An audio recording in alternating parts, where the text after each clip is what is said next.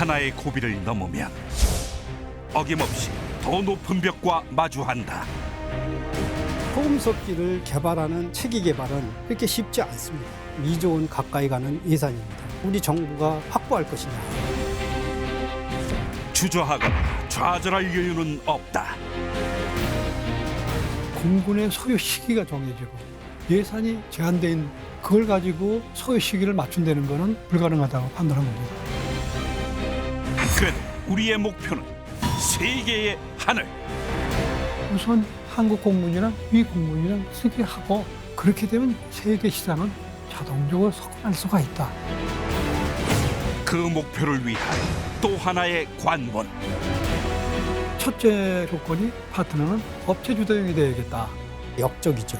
한마디로 ADD에서 보면 역적이죠. 결국 문제는 근본적인 질문. 대한민국의 최고 권위 있는 연구소를 총 집합시켰어요. 그래서 TO10에 대한 타당성 분석 작업을 시킨 거예요. 과연 우리는 고등훈련기를 개발할 수 있을까?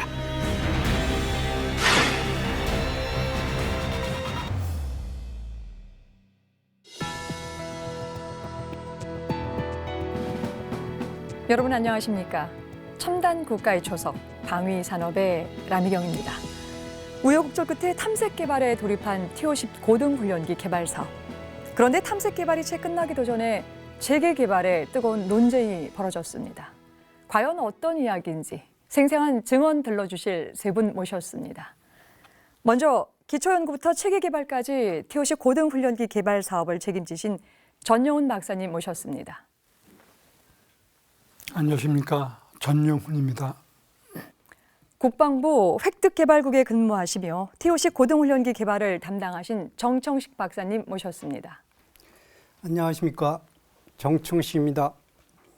마지막으로 국방과학연구소에 근무하시며 TO10 고등훈련기의 기술 전수와 설계 팀장을 역임하신 이윤상 박사 자리하셨습니다.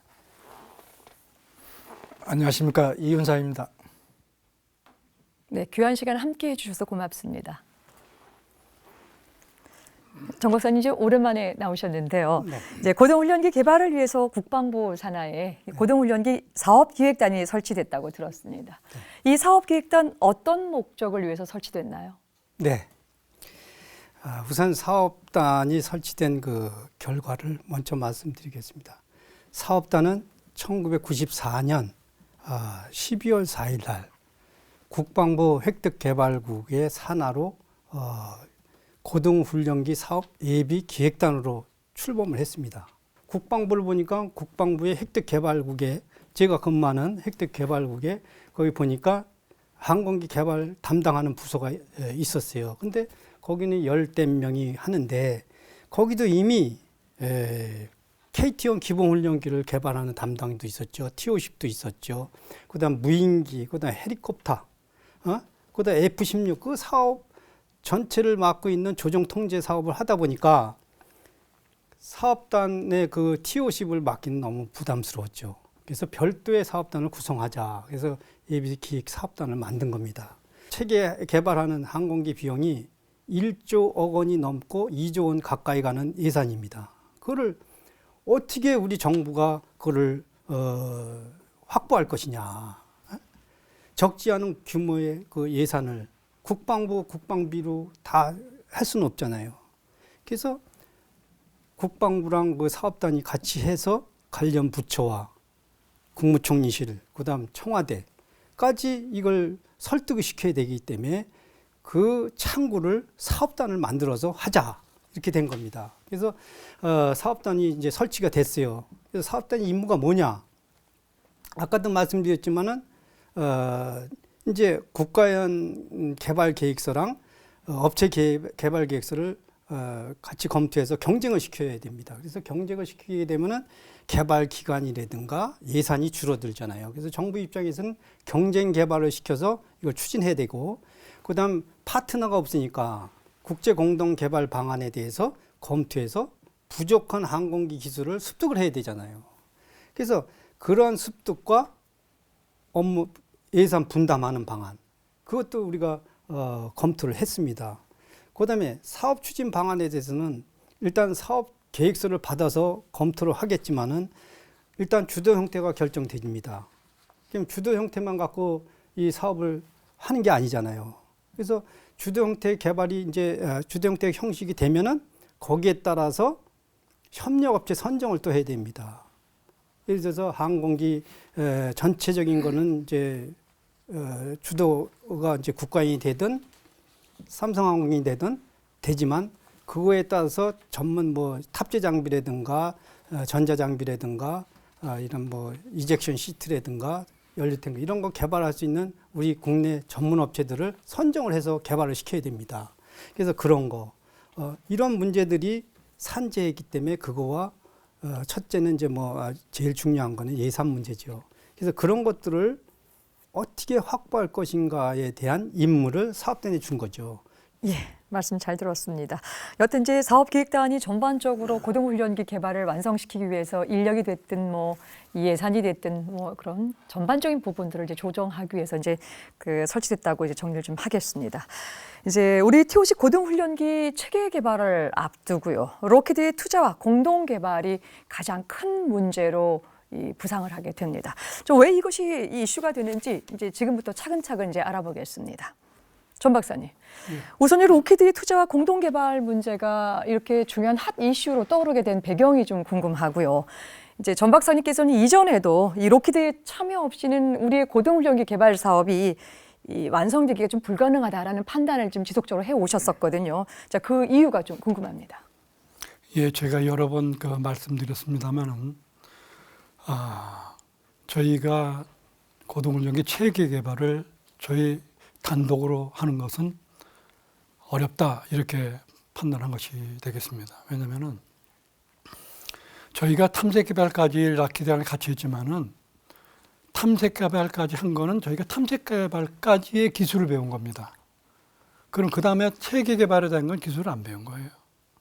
그러면 만일에 저희가 독자적으로 해야 된다 그러면은 이 체계 개발을 한 번도 안 해본 것을 독자적으로 해야 되거든요. 그렇게 되면은 지금 현재 공군의 소요 시기가 정해지고 예산이 제한된 것 중에서 그걸 가지고 그 소요 시기를 맞춘다는 거는 저는 불가능하다고 판단한 겁니다.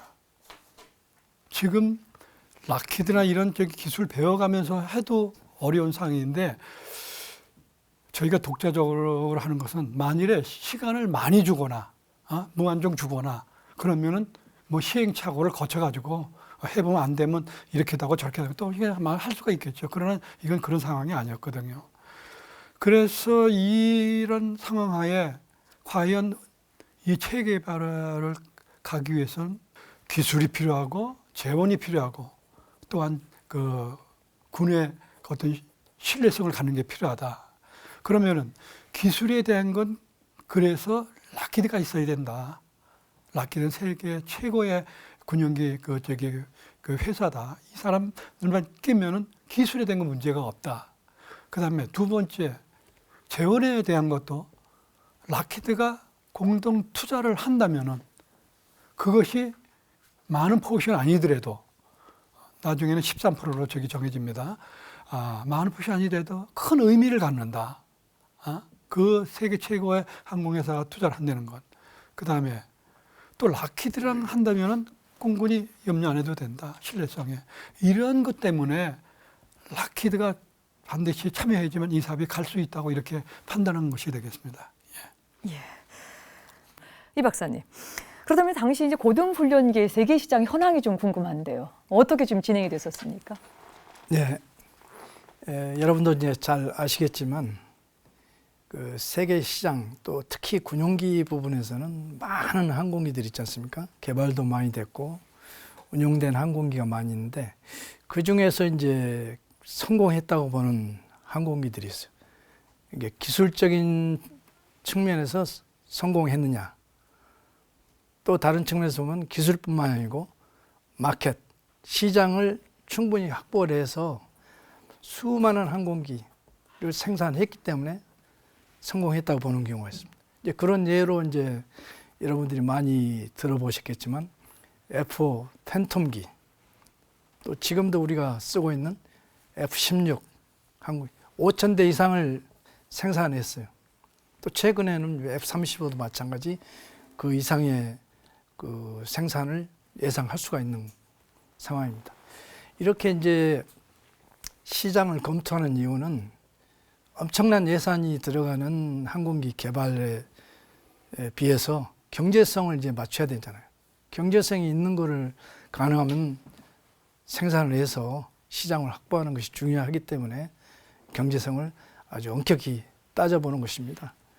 저희도 그러한 측면에서 이제 탐색 개발을 하면서 이러한 경제성에 대한 검토를 안 할 수가 없었죠. 그때 상황을 보면은 이제 차세대 전투기들이 예상이 되죠. 예를 들어서 그때부터 F-20이라든지 유로파이터, 라파엘 또는 F-35 이런 전투기들이 예상이 되는 겁니다. 그러한 전투기에 사용할 훈련기 그 수준에 맞는 고성능의 훈련기가 필요한 거죠.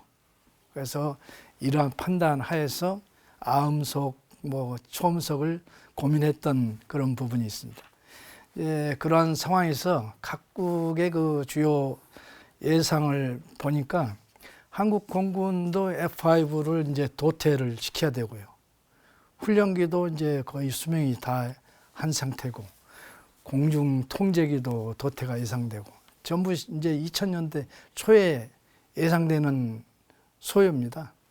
뿐만 아니라 미 공군에서도 그 T-30을 교체 당연히 해야 되기 때문에 그 당시에는 이제 BFTS라고 불렀는데 BFTS가 400대 이상 예상이 되는 상태고, 또한 그 유럽 쪽에서는 스페인 공군에서도 소요가 있었어요. 그래서 이러한 것을 이제 총체적으로 저희가 대상국을 72개 국가를 조사를 해보니 총 소요는 약 1000대 이상이 될 것이다. 그런데 저희가 이제 앞으로 개발을 해서 생산할 시기, 또 우리의 마케팅 능력, 이런 걸 이제 총체적으로 검토해 볼 때 1000대 중에서 한 25%는 우리가 마켓 확보를 할 수 있겠다. 이런 판단했죠. 이게 25%면 최소한도 250대 이상은 생산을 해서 매출로 연결시킬 수 있겠다. 그러한 측면에서 어느 정도의 경제성을 맞출 수 있다. 이러한 판단에서 진행을 했던 겁니다. 이제 결과적으로는 이제 T-50 성능이 입증이 됐기 때문에 앞으로도 많은 이제 시장이 예상되고 있는 상태입니다. 네. 예, 말씀 잘 들었습니다. 여러분께서는 지금 첨단 국가의 초석 방위 산업을 시청하고 계십니다.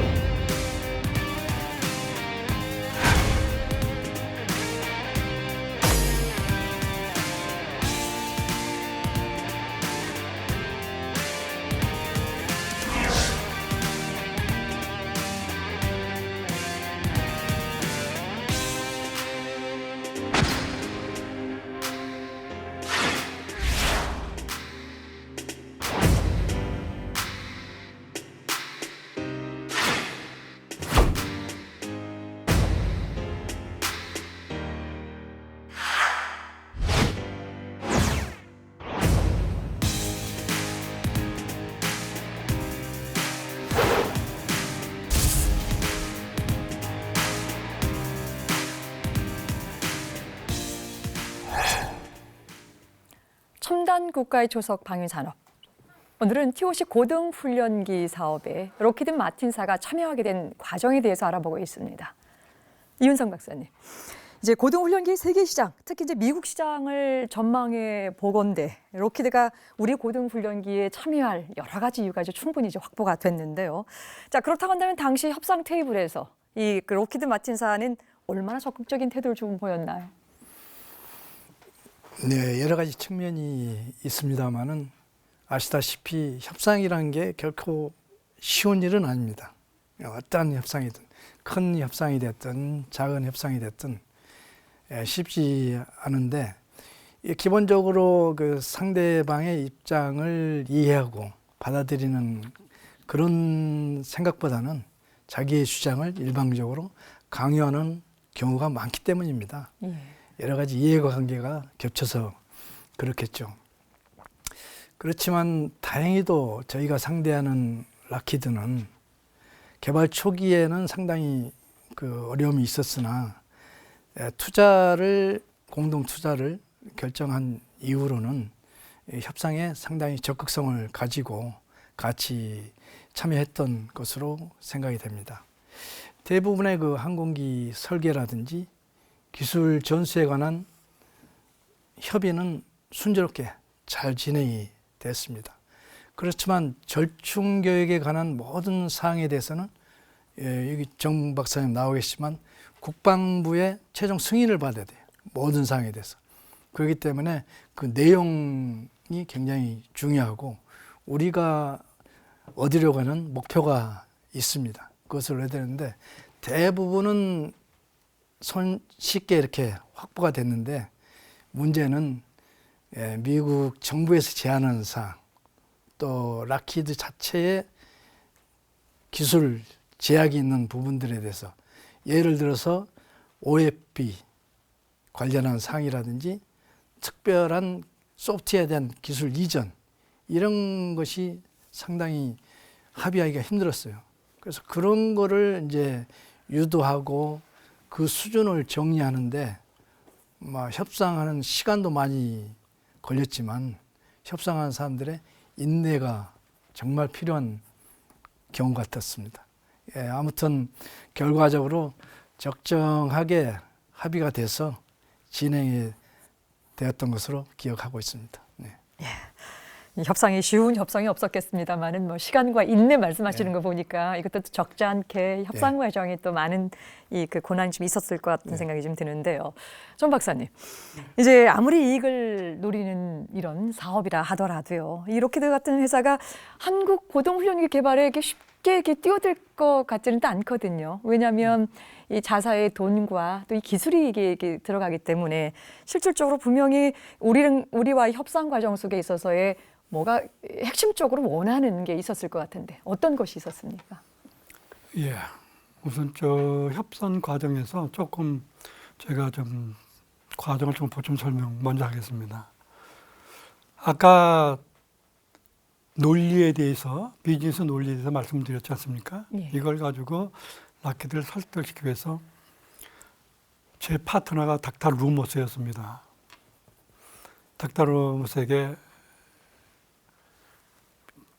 당신네 총회장 미스터 텔레비입니다. 총회장이면 우리나라 따르면 삼성전자의 총회장, 삼성그룹의 총회장, 삼성전자가 아니라 삼성그룹의 총회장. 그런 락히드 모든 거기에 총회장 미스터 텔레비 있었습니다. 텔레비를 초청해가지고 한번 브리핑을 드렸으면 좋겠다. 그러자고 그러더라고요. 그래서 열심히 준비해가지고 미스터 텔레비를 초청을 했어요. 초청을 해가지고 이제 아까 그 논리를 말씀드리고 아까 이 박사께서 준비한 시장성 이렇게 해가지고 이런 시장성 있으니까 하자. 그러니까 미스터 텔레비 끝나고 참 수고 많이 했다, 준비 많이 했다 그러면서 당신의 제안은 참 매력이 있는데 우리도 검토해 봐야겠다. 내 말만 믿을 수가 없다는 겁니다. 쉽게 얘기하면. 예. 자기네도 검토해 봐야겠다. 2달간만 시간 달라고 그러더라고요. 그 2달. 그러더니 2달 후에 그 사이에 자기네들 그 관계자들에게 준비를 시켰겠죠. 검토를 시켰겠죠.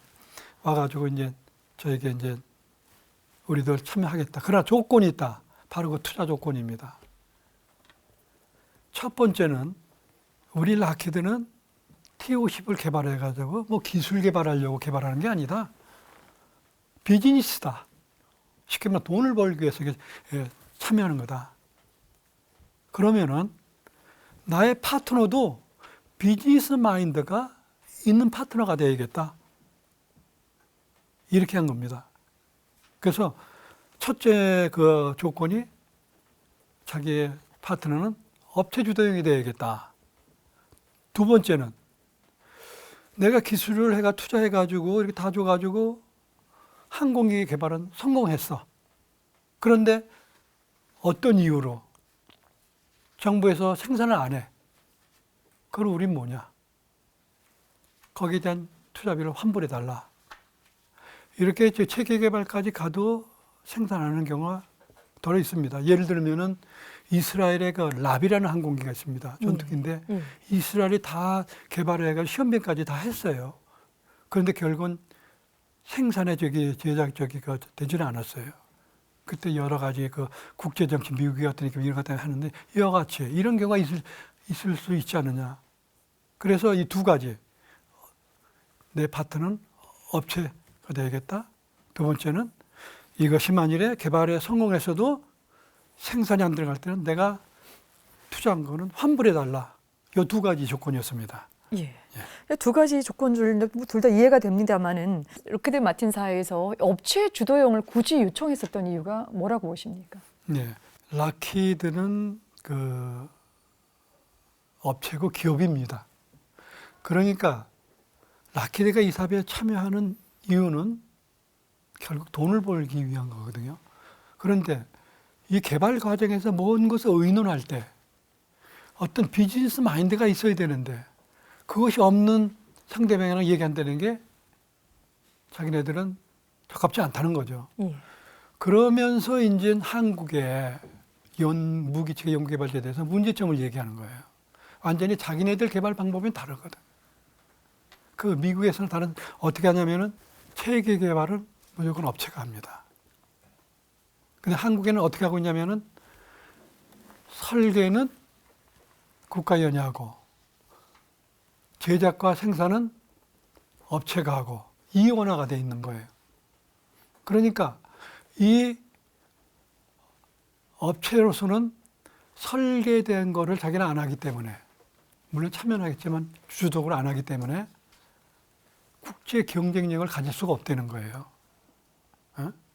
그렇게 해가지고는 결국 나중에 문제가 된다는 거예요. 그러면서 우리의 그 국방연구체의 문제점을 쭉 얘기하면서 너희들 그것을 항공산업 제대로 하면 고쳐야 된다 이런 조언까지 해주더라고요. 예. 예. 이제 업체 주도형 사업을 지금 이제 주장하게 되는 그 록히드 마틴사의 입장은 충분히 그 논리는 이제 이해를 하겠는데요.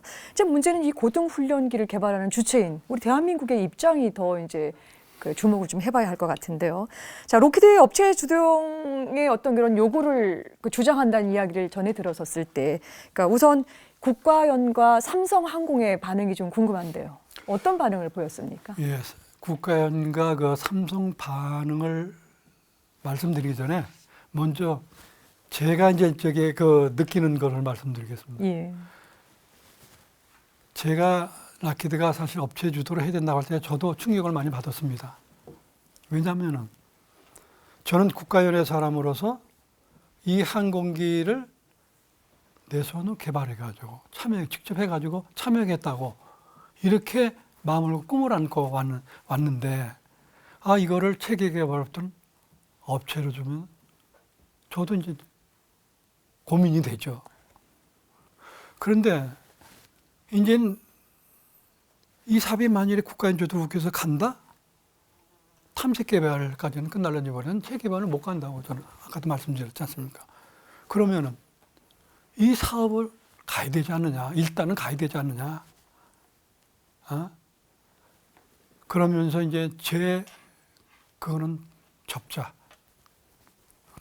제가 비록 참여 못하더라도 이 사업은 가야 된다. 보다 좀 국가적인 차원에서 이 사업을 생각하자 해가지고 저는 며칠 동안 고민하면서 잠을 못 자면서 업체 주도로 가야 된다고 결심을 한 거예요. 근데 그리고 이런 상태에서 이제 국가위원을 설득시켜야 되지 않습니까? 네. 그때까지만 해도 국가위원회에서는 지휘부가 저에게 고등훈련계 체계 개발은 국가위원 주도로 가야 된다. 그렇게 준비해 어떠한 이런 지침도 없었어요. 어떠한 지침도 없었어요. 그런 상태에서 저는 이제 업체 주도로 가야 된다. 해가지고 이제 국가위원들에게 설득을 시키기 시작했어요. 여러 가지 왜 가야 되느냐, 이 세비 가기 위해서는 그래야 된다. 어떤 방법으로도 설득이 안 됐어요. 어떤 방법으로. 그러다 보니까 여기서부터는 이제 정말 제가 힘들어지는 거예요. 제가 밑에 데리고 있던 요원군들이 쉽게 얘기하면은 업체를 주는 반기를 드는 거죠. 굉장히 힘든 상황. 이때에 하여튼 제가 고등훈련 개발에서 가장 힘들었던 심적으로도 마음으로도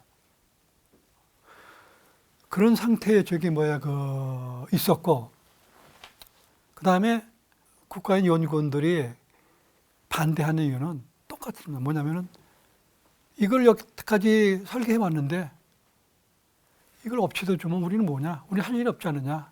이거예요. 예. 자, 그걸 갖다 우리는 국가적으로 생각하자. 나중에 같이 이렇게 얘기한 거고. 그 다음에 삼성항공의 반응은 크게 두 가지로 나눠졌습니다. 한 편은 국가위원 주도로 해야 된다. 또 한편은 업체 주도로 하자. 국가위원 주도로 하자고 하는 팀이 더 우세했어요. 왜 그런 생각을 하게 됐냐면은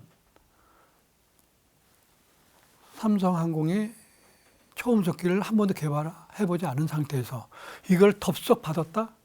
만약에 문제가 생기면 어떡하냐? 업체 주도가 되면은 사업이 진연이 되면은 지체 상황을 묻습니다. 하루에 몇 프로. 그러면은 이건 회사가 망할 수도 있다. 왜 이 위험한 짓을 하느냐? 그리고 또 이렇게 되면은 나중에 또 나오지만 업체가 또 투자를 해야 되는 문제. 그런 문제도 생기고. 그 다음에 이거 국가인 주도라면은 국가인이 책임지고 다 해주면 자기네들 생산만 하면 얼마나 쉬우냐.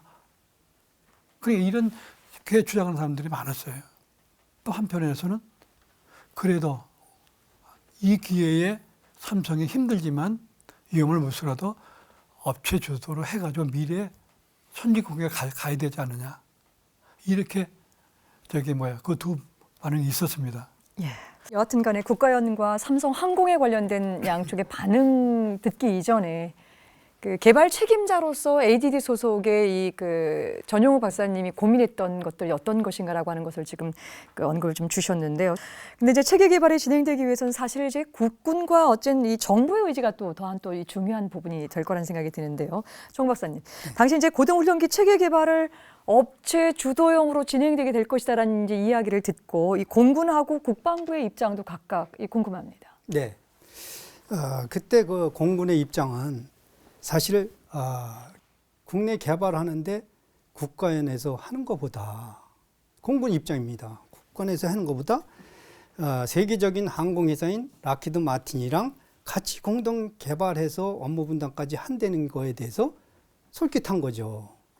그래서 사업 관리도 중요하잖아요. 그래서 업체 주도로 가는 거를 선호하면서 사업 관리는 우리 공군이 직접 하겠다는 의지를 거기서 나타난 거예요.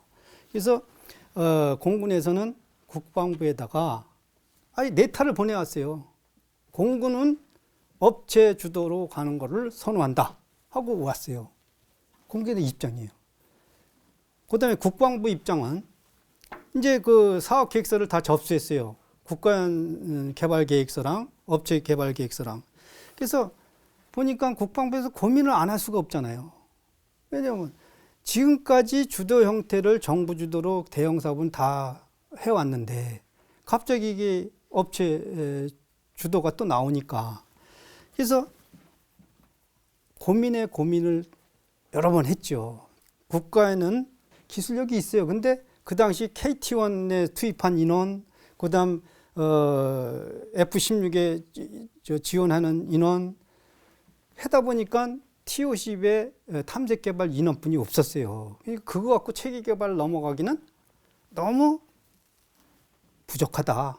그래서 국가연의 자체 개발 능력에는 한계가 있다. 국방부에 판단한 겁니다. 세계적인 발전 추세를 이제 저희가 이제 검토를 해봤어요. 그러니까 대부분의 나라에서 신무기를 개발할 때는 업체 주도로 간다. 그 대신 그 핵심 무기나 전략 무기는 정부기관이나 국가연에서 개발한다.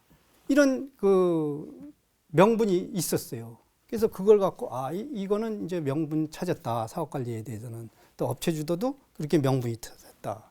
그렇지만 가장 큰 문제는 뭡니까? 예산이에요, 예산. 그 막대한 예산을 어떻게 할 거냐. 만약 국가연 주도로 갔을 때는 정부에서 그 많은 예산을 전부 다 확보해야 됩니다. 근데 국제 공동 개발로 하니까 업무 분담이 되면서 예산을 분담해서 갈 수 있잖아요. 물론 나중에 다 우리 정부에서 다 보상을 해줬지만은 하지만 그 당시에는 너무 큰 예산이기 때문에 정부에서도 굉장히 그런 리스크를 갖고 있었어요. 여기서 국방부에서는 그런 분위기로 갔습니다. 예, 이 업체 주도형으로 전환되는 과정 속에서의 각각의 이해 당사자들의 어떤 그런 입장들을 충분히 설명 잘해 주셨습니다. 말씀 잘 들었습니다. 여러분께서는 지금 첨단 국가의 초석 방위 산업을 시청하고 계십니다.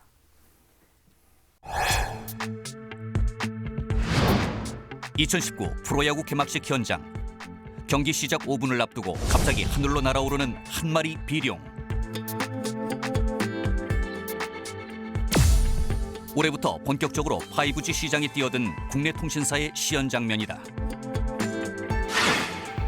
한국은 2019년 4월 3일 오후 11시 세계 최초로 4G보다 최대 20배 빠른 5세대 통신 서비스를 전격 상용화했다.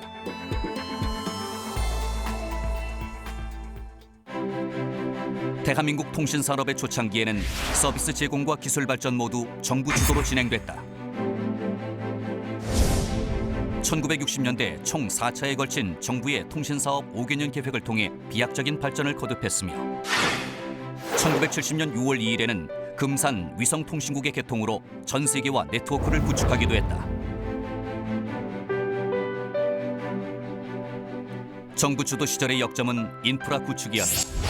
통신망을 확충하고 노후된 시설을 정비했으며 시내 전화 증설 사업을 통해 전화 서비스 가입자와 자동 화율 역시 다른 나라에 비해 빠르게 늘려갈 수 있었다. 하지만 정부 주도 성장 과정에서 몇 가지 문제점도 발생했다. 전화 서비스에 대한 수요를 만족시키지 못했고 이를 해결하기 위해 전화 단말기 수만 늘리다 보니 통화 품질이 떨어지기도 했다. 이에 1980년대에는 한국통신이 공사체제로 출범했으며 1990년대에 이르러 통신 서비스 시장을 민간에 개방하며 우리나라 정보통신 산업은 세계가 깜짝 놀랄 수직 상승을 시작한다. 1996년 세계 최초로 CDMA 상용화, 1998년 세계 최초 초고속 인터넷 상용화에 이어 2019년 세계 최초 5G 상용화까지 성공하며 전 세계 정보통신 분야의 대한민국의 기준이 곧 세계 기준이라는 공식을 만들어 왔다. 통신 분야의 이러한 성과는 정부 주도로 닦은 인프라와 민영화 특유의 경쟁 체제가 폭발적인 시너지 효과를 일으켜 가능했던 것이다.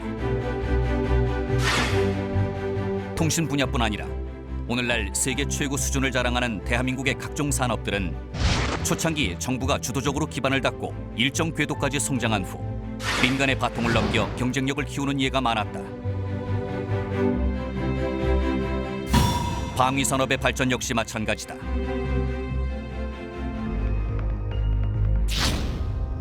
(6.25) 전쟁과 냉전 시대의 무력 도발을 겪으며 국방력 강화가 절실했지만 민간의 그 누구에게도 무기 체계를 개발할 기술이나 자금은 없었다. 결국 국가가 국방과학연구소를 설립해 방위 산업을 시작했고, 번개 사업 이후 상당 기간 동안 무기 체계 개발은 철저히 국방과학연구소 중심의 국가 주도형 사업으로 진행됐다. 하지만 미국 등의 방위산업 선진국에서는 대부분 무기체계 개발을 군의 관리 아래 설계부터 제작 생산까지 민간 기업이 책임지는 형태로 진행해왔다. 물론 국가의 역할도 분명하다. 바로 핵심 기술 개발이다. 국가가 장기간 연구 사업으로 핵심 기술을 개발한 후 검증 과정을 거쳐 민간에 이전하면 민간 기업은 이 핵심 기술을 바탕으로 실용적인 무기 체계를 개발하는 것이다. 이러한 민간 주도는 시간과 예산을 절감할 수 있다는 장점도 있지만 경쟁을 통해 기술력을 발전시킬 수 있다는 것이 가장 큰 장점이다. 물론 우리의 사정은 선진국과는 달랐다. 산업 기반이 빈약했던 시절 시급한 국방력 건설을 위해 철저한 국가 주도로 방위 산업을 구축할 수밖에 없었고, 긴장의 끈을 놓칠 수 없는 분단 국가의 특성상 군 전투력 발전을 이끌 강력한 추진력은 여전히 국가의 몫일 수밖에 없었던 것이다. 공군 항공기 분야 역시 국방과학연구소의 결단과 추진력이 아니었다면 항공기 개발 국가로 진입하기까지 훨씬 오랜 시간이 필요했을 것이다.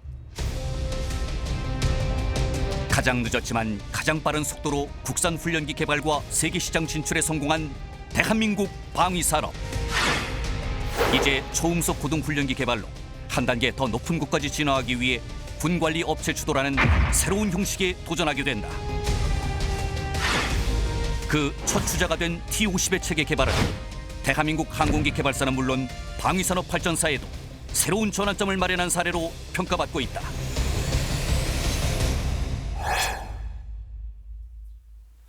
네, 자료화면 잘 봤습니다. 이제 체계 개발을 둘러싼 고민을 좀 살펴보면요. 이 로키드 마틴사를 끌어들여서 업체 주도형으로 진행할 것이냐, 아니면 기존의 방식대로 이 국가연이 주도하는 개발 사업으로 진행할 것이냐라고 하는 것이 첨예한 문제가 될 수도 있겠지만요. 더 근본적인 문제가 있습니다. 바로 이 부분에 돈을 댈 수 있는 재정적인 측면에 있어서의 고려가 좀 있었어야 되는데요. 이제 우리 정부로서는 무려 1조 7천억 원에 달하는 이 개발비를 어떻게 확보할 것이냐라고 하는 것이 이제 큰 문제에 이제 봉착을 하게 되는데요. 정 박사님, 당시 정부에서도 고등훈련기 사업에 대해서 그만한 돈을 좀 투자할 가치가 있느냐라고 하는 거에 대해서 면밀히 좀 따져봤다고 하는데요. 네. 어떤 과정을 따졌고요, 또 결과는 어떻게 나왔습니까? 네. 우선 공군도 처음에 고등훈련기를 구매하고 싶어 했잖아요. 근데 영국의 BA 되는 사가 그 호크기를 갖고 우리한테 제안을 한 거예요. 니네 호크기 1차로 20대 사갔어. 지금 운영하지 않냐. 그러면 2차도 사가라. 근데 사가는데 우리가 뭐라 그랬어요? 야, 니네는 그거 구닥다리야. 구형이야. 그러니까 좋아. 개조 개량해서 하는데 개조 개량비를 같이 대라. 그러면은 락히드 마틴이랑 새로 개발하는 T-50 항공기보다 저렴하다. 경제성이 있다. 이런 논리로 계속 노비를 하는 거예요. 그다음에 독일의 다사는 자기네가 또 AT2000이라는 항공기를 새로 개발한다는 거예요. 그래서 거기에다가 우리 입으로 공동 투자자로 들어와라. 이러는 거예요. 그러니까 야, 니네 항공기는 우리 항공기보다 출발이 아직도 안 됐어요. 우리는 탐색 개발 중에 있었고. 그러니까 그건 안 된다. 그래서 우리는 T-50에 대한 체계 개발 사업을 보내야 되지 않습니까? 보내야 되는데 보내기 위해서는 어떻게 해야 돼요? 막대한 예산을 투자해야 되는데 그 투자 비용을 우리가 확보해야 되잖아요. 그러니까 범정부적인 차원에서 정부 요원들을 설득시켜야 돼요. 이해와 설득시키고 그거를 돌아다니면서 우리 사업단이랑 국방부가 같이 설득을 해야 됩니다. 그러기 위해서는 명분이 없잖아요. 그래서 생각한 게 뭐냐? 우리 대한민국의 최고 권위 있는 연구원들을, 연구소를 총망라 집합시켰어요. 그래서 T50에 대한 타당성 분석 작업을 시킨 거예요. 그러니까 거기에 이제 한국개발원, KDI라고 있어요. 거기랑 산업연구원, KT, 그다음 한국국방연구원, 그다음 국방과학연구소, 그다음 한국항공우주연구원 해서 5부서의 연구소를 전부 다 집합시켜 갖고 니네 한번 이런 걸 해봐라. 그래서 한국개발원이 주체가 돼 갖고 그 4개의 기관이 검토를 시작했어요. 무슨 검토를 했냐? 이건 개발기관이 어느 정도 가고 예산이 얼마 들고 사업 추진 방안을 어떻게 해야 되느냐. 이걸 이제 우리가 준 거죠. 사업단에서. 그러니까 그 사람들이 왜냐면 그걸 받아갖고 정부 요원들을 설득을 시켜야 되기 때문에 우리가. 그래서 나온 게 이제 3안이 나왔어요. 3가지 안이. 현재 계획보다 현재 계획을 대폭 개선해서 추진하는 방안이 1안으로 나왔고, 그 다음 현 계획을 소폭 개선해서 가는 방안이 있고, 그게 안 될 경우에는 직구매한다. 이런 제안을 이제 검토해서 내놨어요. 그거를 이제 사업단에서 받은 거죠. 그래서 그걸 받아갖고 그나마 그걸 갖고 우리 항공산업 육성 방침에 따라서 그 정부 기관을 공략하게 됐죠. 그래서 부처 간의 협의를 거치고, 그다음 국장급들, 그다음 차관보 실장급들, 그다음 그걸 넘어서서 이제 국무총리 주관으로 하는 항공실무협의회, 정책실무협의회에 해갖고 청와대까지 이제 홍보를 한 겁니다. 예, 말씀 잘 들었습니다. 이제 시간이 다 돼서 우리 정 박사님께 마지막 좀 질문을 좀 드려야 되겠는데요. 이제 고등훈련기 개발 사업의 주도 기관을 정하는 일이 또 여러모로 굉장히 또 민감한 사안이 이제 돼 버렸는데요. 자, 그렇다면 국방부 사업기획단은 어떤 사업의 형태가 좋다고 판단을 했는지 좀 궁금하고요. 그 이후에 그 나타난 결론까지도 좀 말씀을 좀 주시기 부탁드리겠습니다. 네. 전에 말씀드렸지만은 한국개발원에서 검토해서 내놓은 1안 갖고 이제 검토를 하기 시작했습니다. 했는데 그거는 대폭 개선해서 하라는 거는 참 좋은 얘기죠. 근데 그거를 몽땅 사업단에서 이제 검토하려고 그러다 보니까 너무 부담이 컸어요. 그다음 그 탐색 개발이 거의 다 끝나가고 있는데 이걸 파트너도 아직 못 구하고 있었어요.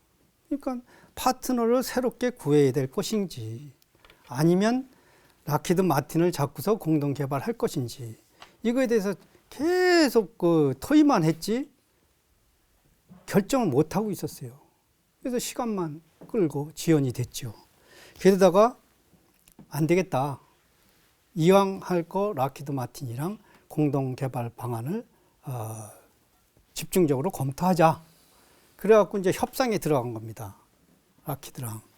그래서 그동안 우리가 유럽 여러 업체들이랑 그 공동 개발 방안에 대해서 많이 토의도 하고 해봤잖아요. 공동 개발에 대해서. 그래서 그네들의 정보도 우리가 다 받았고 그 사람들의 속성도 다 알았고 이런 거를 전부 다 우리가 확보를 하고 있었던 거죠.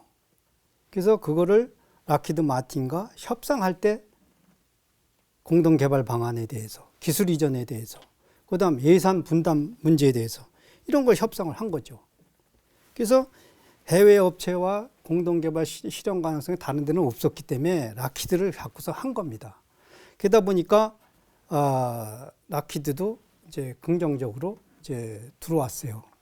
들어와서 이제 어느 정도 협상이 이제 돼갖고 사업 계획서를 제출하게 된 거고, 또 한편으로는 우리는 이제 그런 것도 또 한편만 보면 안 되지 않습니까? 국방부 입장에서는. 그래서 미국이랑 유럽, 그다음 이스라엘, 그래서 항공기 개발에 대한 사례들을 다 검토해 봤어요. 그래서 이 군용 항공기 개발을 도대체 어디다 맡겨야지 되느냐. 지금까지는 정부 주도로 했는데, 그래서 보니까 오히려 군용기 항공기 개발에 대한 거는 업체 주도로 하는 게 더 유리하다. 뭐냐? 비용도 절감할 수 있고 일정도 절약할 수 있고. 그래서 업체 주도로 가는 게 낫겠다. 왜냐? 기업은 기간이 길면 안 됩니다. 대수 짧게 해서 인원 축소해서 빨리 개발을 해서 양산을 해서 납품을 해야지 돈을 벌 거 아닙니까? 그런 측면에서 아마 이 업체 주도가 유리하다는 것을 그 선진국도 그렇게 판단하고 있었어요.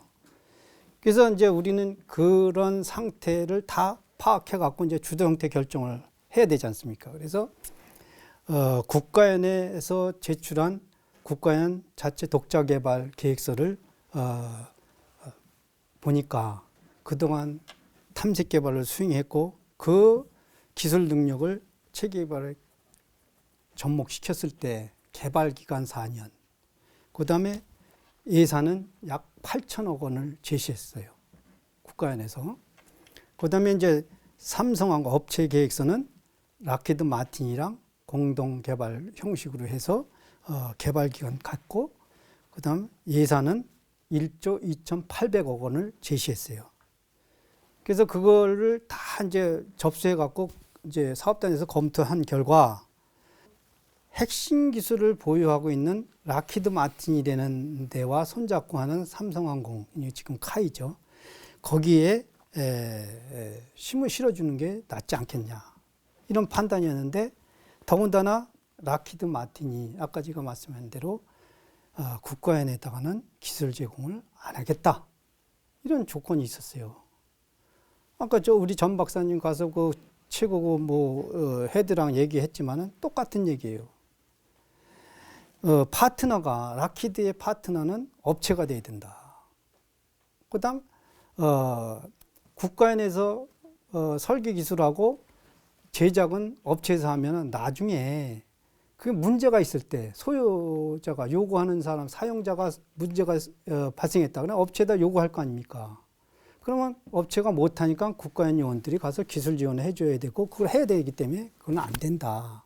그래서 설계자와 제작자가 같아야 된다는 게 이제 락히드 마틴 주장인데 그런 게 공식화가 돼버린 거예요. 그러니까 우리 정부에서는 미국의 업체가 우리가 결정할 거를 미리 저렇게 좀 표현에 내정 간섭한 거죠. 이건 아니다. 하지만은 사실이 그런 거예요. 그래서 기술적인 문제가 없이 이제 성공한다 그래도 저기는 락히드는 못 준다 그랬고. 그러니까 우리는 정부에서는 예산 부담이 또 컸잖아요. 예? 그래서 국방부에서는 어떻게 결정을 했냐면 개발 일정, 그다음 개발 투자 비용, 그다음 핵심 기술 이전 이런 것들을 종합적으로 본 거죠. 그래서 업체에서 계획서를 낸 그 계획서, 국제 공동 개발 방안, 락히드랑 같이 하는 방안을 효율적이라고 판단을 한 거죠. 그래서 카이와 락히드 마틴이 공동 개발하는 방안에 우리가 점수를 주고 그걸 선택한 거죠. 그다음에 이제 그 주도 형태는 결정됐지만 사업 관리가 또 문제잖아요. 사업 관리는 이제 공군이랑 국가연이 두 군데 다 냈어요. 자기네가 하겠다고. 근데 그 당시 공군은 F-16을 하기 때문에 항사단의 인원이 그쪽에 다 투입이 되다 보니까 이제 최대 빼낸 게 한 30명 선으로 우리는 사업 관리하겠다 초창기에. 그렇지만 나중에 이제 국방부에서 승인할 때는 더 투입해라 그래서 한 50명 이상으로 투입하는 조건을 걸은 거고. 그다음 국가연은 200명을 투입하겠다. 사업 관리하는데. 그러니까 왜 그러냐면 국가연은 그 기술 요원들을 사장시킬 수 없기 때문에 그런 제안을 해왔어요. 그렇지만 이제 사업 관리는 소요군에서 맡기는 게 좋은 것 같다.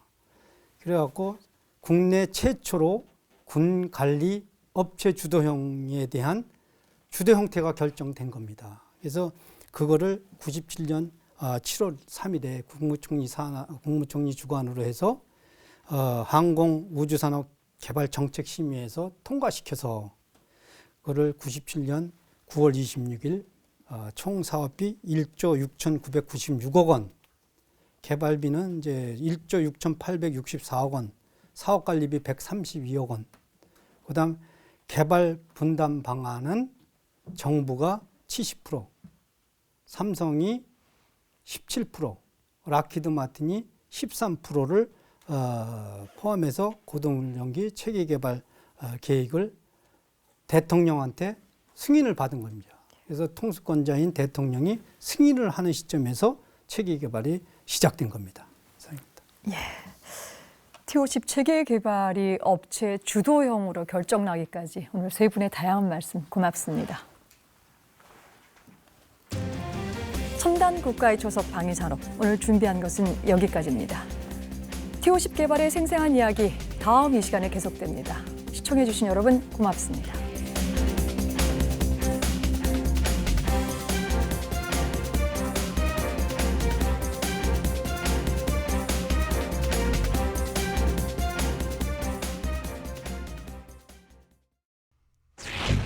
내부의 부담.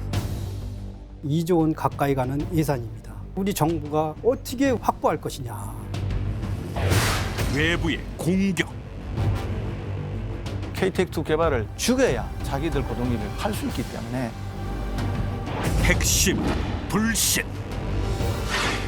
우리가 경험이 전혀 없던 분야였기 때문에 초음속 항공기를 기간 내에 개발한다는 그 가능성을 굉장히 낮게 평가를 했습니다. 상황 진퇴양난. 이 사업을 그냥 안 하기에는 아깝고 파잔에 돈은 없고 결과는 일파만파. 잘못되면은 사장돼 버릴 수가 있다. 그러면 국가적인 큰 손실이 올 수도 있다라는 게 어쩌면 이 사업은 시작하지 말아야 했을까. 5년 동안에 8,500을 투입하면 1년에 약 2천억씩 돈을 들여야 되는데 이자가 엄청나게 발생하지 않습니까? 단군 이래 가장 빠른 국산 항공기, 가장 큰 국책 사업. 그 엄청난 결과를 잉태한 고민의 시간들. 공군 생각 다르고 국가인 생각 다르고 카이다 생각도 다르고 국산 고등훈련기 T-50 체계개발 논쟁.